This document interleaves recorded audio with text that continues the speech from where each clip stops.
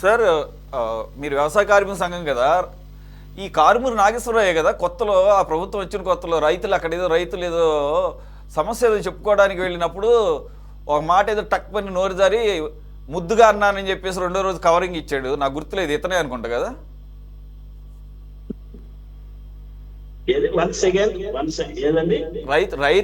రైతులు ఏదో సమస్యని తీసుకొని ఆయన దగ్గరికి వెళ్తే ఈయన మినిస్టర్గా ఉన్నాడు అనుకుంటా కదా.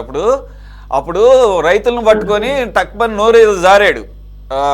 జారిన తర్వాత విమర్శ వస్తే రెండో రోజు లేదు ముద్దుగా అన్నాను నేను అనేదో లాలించబోయాను, అది ఇది అందు గురించి అట్లా మాట్లాడాను. ఇతనేనా అంటే నాకు సరిగ్గా గుర్తులేదు, ఇతనే అని చెప్పేసి ఏదో లీలగా గుర్తుంది. అందుకని అడుగుతున్నాను. అంటే మీరు వ్యవసాయ కార్మిక సంఘం రైతు సమస్యలు కాబట్టి చాలా అయిందిలేండి. చాలా మంది వైసీపీలో ఉన్నవాళ్ళు ధర్మాన ప్రసాదరావు అన్నాడు, మంతెన సీతారాం అన్నాడు, వీళ్ళంతా అన్నవాళ్లే. కామెంట్ సీరియస్ గా చేసిన వాళ్ళే. సోమరిపోతులని, తిని తొంగుంటారని, డబ్బులు ఎక్కువై తాగుతారని, ఇవన్నీ మాట్లాడిన వాళ్ళే. వాస్తవం అది. బీజేపీ నాయకులు మాట్లాడారు, వైసీపీ నాయకులు మాట్లాడారు. నోరు జారడము తర్వాత క్షమాపణ చెప్పడం సహజమే. ఎందుకంటే వాళ్ళు కష్టజీవుల నుంచి, పేదల నుంచి, సమస్యల నుంచి వాళ్ళ పరిష్కారం కోసం వస్తే ఆ యాంగిల్లో మాట్లాడతారు. వాళ్ళు ఆ సమస్యల పరిష్కారం కోసం కాదు, వాళ్ళు వచ్చేదే. మన ఒక ఆయన మినిస్టర్ కూడా మొన్న ఈ మధ్యన, పేరు అవసరం లేదు, ఒక ఊరు పోయి మా ఊరికి మంచినీళ్ళు లేవండి, చాలా సీరియస్ గా ఉంది, మంచినీళ్ళు కావాలంటే పోండ్రా మీ ఊరోళ్ళంతా 10 లక్షలు తీసుకుని ఓట్లేసారు నాకు అన్ని. అంటే ప్రజలు వాళ్ళ బలహీనతతో ఎన్నికల్లో ఏదో అట్లా జరిగితే దాన్ని ఉపయోగించుకుని కూడా ఈరోజు రాజకీయ నాయకులు మీరేం ఫ్రీగా ఓట్లు వేశారనే వాళ్ళు కూడా ఉన్నారు. కాబట్టి ప్రజలు చైతన్యవంతమైనప్పుడు ఇప్పుడు చూశారు దేశంలో జరుగుతున్నటువంటి ఉద్యమాలు, పోరాటాలు కళ్ళకు ఈరోజు ఉంది. ప్రభుత్వాన్ని గడగడలు ఆడిస్తున్న ప్రపంచవ్యాప్తంగా స్టార్ట్ అయింది. మేం కాకపోయినా లేదా మాకంటే ముందు తరం అవుతున్నా ఇప్పుడు వచ్చే జెన్జీ, ఆల్ఫా బీట్ యూత్ ఊరుకోలేదు. తిరగబాటు వస్తుంది, పోరాడతారు, ప్రజలు బుద్ధి చెప్తారు, అది వేరు. కానీ ఇప్పుడు జరుగుతున్నటువంటి సమస్య 192 కోట్లు ఇది అధికారికంగా ప్రకటించింది.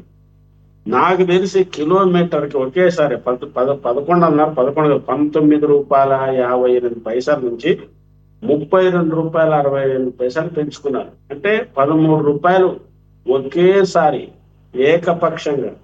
ఒక్క కేసు పైన 13 రూపాయలు పెరగడం అంటే దాదాపు 56%. మీరు భారతదేశ చరిత్రలో ఏదైనా చూడండి, పర్సెంటేజ్ రీత్యా వేతనం పెంచిన 10%, 12%, 20%, ధరలు పెరిగిన 1, 2, 3, 5%, ఏది కాంట్రాక్టర్ పెరిగినా పర్సెంటేజ్ మనకు తెలుసు. కానీ 58%, అది కూడా కిలోమీటర్ 13 రూపాయలు. అంటే నేను టెంటేటివ్గా లెక్కేశాను. అంటే దాదాపు 200 బాక్సులు, అవి 3 రకాల ఐచర్లో వేసుకెళ్తారు. 500 బాక్సులు అనుకుంటే 13/5 6,500 రూపాయలు ఫర్ కిలోమీటర్. ఇది బహుశా 20 నుంచి 50 కిలోమీటర్ల దాకా ఉండొచ్చు, ఎందుకంటే 3 జోన్లు ఉన్నాయి. 50 నుంచి 60 కిలోమీటర్లు అంటే 60 కిలోమీటర్లు లెక్కేసుకుంటే ఒక్క వెహికల్ కి ఎంత రెంట్ చెల్లించారో దీన్ని బట్టి మనకు అర్థం. ఆ సిగ్మా కంపెనీ ఎవరనేది కూడా పరోక్షంగా తర్వాత బయటకు వచ్చింది, అది వేరే విషయం. అంటే మామూలు డైరెక్ట్ మద్యంలో ఉండొచ్చు, స్కామ్ కాంట్రాక్ట్ లో ఉండొచ్చు, చివరికి రవాణాలో కూడా ఎలా స్కామ్ చేయొచ్చు అనేది ఇది ఒక మంచి ఉదాహరణ. స్కామ్ చేసేవాడు భవిష్యత్తులో. అంటే దాదాపు 192 కోట్లు అనేది అధికారికంగా వచ్చింది.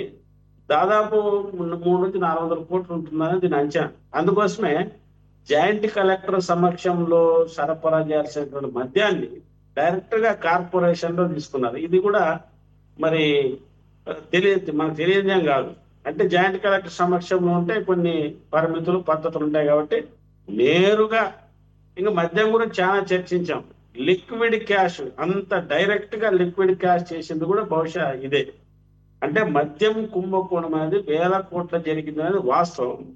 కానీ సురేంద్ర చెప్తున్నట్లు మరి మా గవర్నమెంట్ ఇది కాదు, మీరు కూడా అందులో భాగంగా ఏమో. కానీ ఇంకెన్నేళ్ళు చర్చిస్తారు? 2 ఏళ్ళు అయిపోయింది మీ గవర్నమెంట్ వచ్చి, ఇంకా చర్చిస్తూనే ఉన్నాం. వాళ్ళు శిక్షిస్తూనే ఉన్నారు, ఈడీ ఐటీ ప్రచారం చేస్తూనే ఉన్నారు. ఈయన కారుమూరి నాగేశ్వరరావు కొడుకు ఉన్నారని ప్రత్యక్షంగా ఉన్నారు. 3 నెలల క్రితమే చెప్పాను. మరి సిట్టు విచారిస్తుంది, ఈడీలు విచారిస్తూనే ఉన్నాయి, కుంభకోణం జరుగుతూనే ఉంది. ఇంకా బహుశా ఇప్పుడు తెలుగుదేశం కూడా పోతుంది నెక్స్ట్ అనే చర్చకు మీరే తీసుకొస్తున్నారు. అంటే ఇంత తీవ్రంగా ఉపేక్షించడానికి మీకు కూడా గతంలో ఉన్నటువంటి వాళ్ళ వల్ల ఏమన్నా ఉందా అనేది అనుమానం దారి తీస్తుంది.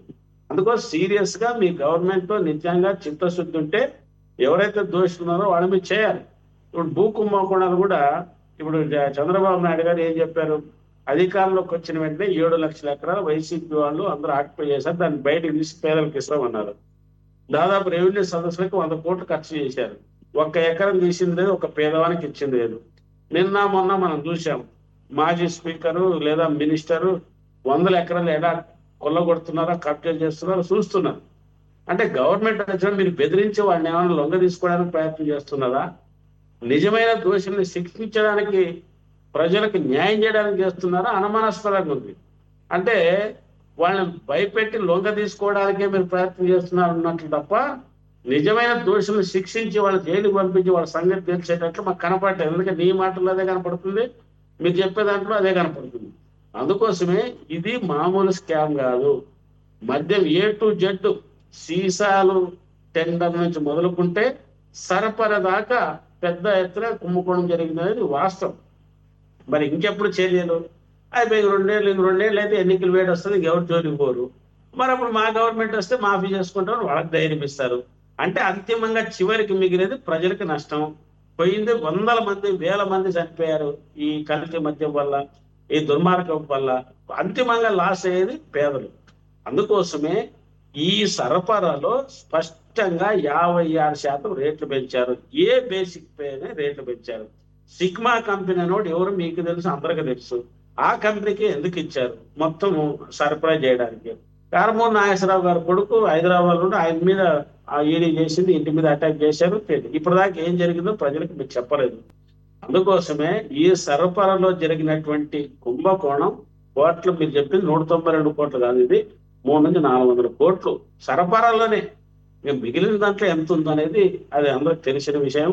కాబట్టి వీరితో ఇప్పుడు చర్చ కూడా మేము చూస్తుంటే ఈయన మా దేవుడని చెప్పుకోవడానికి మీకు సరిపోయింది, ఆయన పేదల పక్షపాతి ఆయన చెప్పడానికి సరిపోయింది. అసలైన సబ్జెక్టు గురించి జరుగుతున్నటువంటి రాష్ట్రంలో అవినీతి కుంభకోణాల గురించి మాట్లాడలే. నువ్వు దొంగ ఇంకెన్ని రోజులు మాట్లాడుకుంటాం. రాష్ట్రంలో జరుగుతున్నటువంటి వాస్తవ పరిస్థితులు, జరిగినటువంటి అవినీతి, సిట్టి ఎక్కడి దాకా వచ్చింది, ఈడీ యొక్క పాత్ర ఏమిటి, ఈ కేసులు ఎవరెవరి మీద చర్య తీసుకున్నారు, ఇప్పుడు దాకా ఆ దొంగలు ఏమి వాళ్ళ గురించి ఏమి నిర్దిష్టమైనటువంటి ఆ వాసుదేవ్ అధికారంలో ఉన్నటువంటి ఆయన గురించి 2 కేసీ రెడ్డి గురించి అసలైన దొంగలు ఇంతవరకు బయటకు పెట్టలేదు, పేరు పెట్టలేదు. మీరు గవర్నమెంట్ మీ చేతిలో ఉండి ఏం చేస్తున్నారు, మరి చేసిండొచ్చింది ఇంతవరకు, ఇప్పటిదాకా చేసిండొచ్చు, బజార్కి ఇచ్చిండొచ్చు, వాళ్ళని శిక్షించుండొచ్చు, 2 ఏళ్ళు గడుస్తుంది. కాబట్టి మీరు మరి వాళ్ళతో ఏ రకంగా ఉన్నారు ఏమిటనేది కాదు, ఇప్పటికైనా ప్రజలకు న్యాయం చేయాలని కోరుతుంది. రెండోది, మీరు మా ప్రభుత్వం ఈరోజు ముఖ్యమంత్రి చంద్రబాబు నాయుడు గారు నిన్న కూడా ఈరోజు కూడా ప్రకటించారు, మేము కేంద్ర ప్రభుత్వం ఎటువంటి చర్య తీసుకున్నా, ఏ రకమైన బిల్లు పెట్టినా సపోర్ట్ చేస్తాం. ఇంత గుడ్డిగా ఎట్లా మాట్లాడతారు సార్? ఈరోజు ఢిల్లీలో జరుగుతున్నటువంటి ఘటన దేనికోసం జరుగుతుంది? నీటు 22 లక్షల మంది పిల్లల యొక్క జీవితాలతో చెలగాటమాడుతున్నటువంటి స్కామ్ అది. ఎంతో మంది పిల్లలు చనిపోయారు. కానీ మీరు మాట్లాడేటప్పుడు కూడా ప్రజలకు ఉపయోగకరమైనటువంటి ఏ బిల్లు అయినా సపోర్ట్ చేస్తామనేది వేరు, ప్రజా ప్రయోజనానికి సంబంధించినటువంటి బిల్లుకు సపోర్ట్ చేస్తామనేది వేరు. కానీ అట్లా కాకుండా సాక్షాత్ ముఖ్యమంత్రి గారే కేంద్ర ప్రభుత్వం ఎటువంటి బిల్లు పెట్టినా బేషరతుగా మేము సపోర్ట్ చేస్తున్నామంటే, బీజేపీ ప్రభుత్వం చేస్తున్నటువంటి అవినీతి దుర్మార్గాన్ని మీరు ప్రత్యక్షంగా పరోక్షంగా మీరు కూడా సపోర్ట్ చేసినట్లే కదా. నిజంగా సీజే ఈరోజు ఢిల్లీలో జరుగుతుంది, ఎంత కిరాతకంగా కొట్టారు. మిమ్మల్ని కోరేది ఏమిటంటే, అయ్యా ఇది దుర్మార్గం, ఆయన రాజీనామా సపోర్ట్ చేస్తాం చెప్పిండొచ్చు. వెంకటేశ్వర్లు గారు ఈసారి 24 తర్వాత వచ్చిన తర్వాత చంద్రబాబు నాయుడు గారు మోదీ గారి దాన్ని ఏమంటారు, ఆయన భజనలో మునిగి తేలుతున్నారు అనమాట.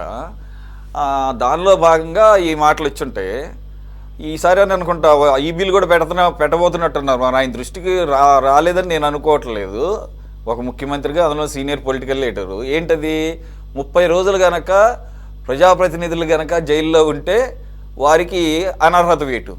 మరి ఈయన అనుకుంటున్నాడు ఈ ప్రభుత్వం అవసరం అనుకుంటే ఏదో రకమైనటువంటి కేసు పాతదో తవ్వి ఇదే చంద్రబాబు నాయుడు గారిని ఒక 30-35 రోజులు లోపల పెట్టి సీఎంగా దించే వరకు కూడా వీళ్ళు ఇలాంటి పనులే చేస్తుంటారు. అటు జగన్మోహన్ రెడ్డి గారు కూడా అంతే.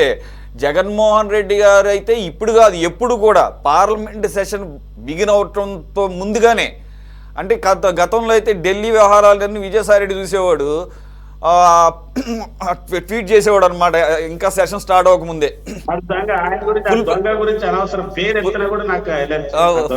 సరే ఓకే, ఫుల్ ప్లెడ్జెడ్ సపోర్ట్ అనమాట. మీకు ఏ బిల్ అయినా పెట్టండి, మేము లోపల ఏముందో కూడా చదవకుండా సపోర్ట్ చేస్తామని వైసీపీ వాళ్ళని. సరే వాళ్ళేమో అనధికారికంగా, వీళ్ళేమో అధికారికంగా కూటమిలో ఉండి అంత సీనియర్ లీడర్ అయ్యి ఉండి బిల్లే పెడతాడో ఏది పెడతాడో కూడా తెలియకుండానే ముందే అసలు ఓపెన్గా సైన్ చేసి ఎంటీ బ్లాంక్ చెక్ల మీద ఇస్తున్నారంటే అదే ఏదో అంటారు కదా, ఎవరి నెత్తి మీద వాళ్ళే శటకోపం పెట్టుకుంటారని. ఆ రోజు వచ్చే వరకు కూడా ఇలాంటి కార్యక్రమాలు చెప్తుంటారు. ఇందాక మిమ్మల్ని అడిగానే, ఈయనే సార్ మహానుభావుడు, నాకు కొద్దిగా జ్ఞాపకం బాగానే ఉంది, కారుమూరి నాగేశ్వరరావే. ఆయన మంత్రిగా ఉన్నప్పుడు రైతులు ఏదో ధాన్యం తడిసిపోయిందని చెప్పేసి ఒక అతను ఏదో అడిగాడంట, మొలకలు వచ్చేసినాయి అని. మొలకలు వస్తే నేనేం చేస్తానరా ఎర్రిపప్ప అన్నాడంట. ఆ వీడియో వైరల్ అయింది. ఎర్రిపప్ప అంటే రెండో రోజు కవరింగ్ చేసుకుంటూ ఎర్రిపప్ప అంటే మా సైడు బుజ్జి నాన్న బుజ్జి కన్నా అని చెప్పేసి అంటామని చెప్పేసి కౌరులు చెబుతున్నాడు.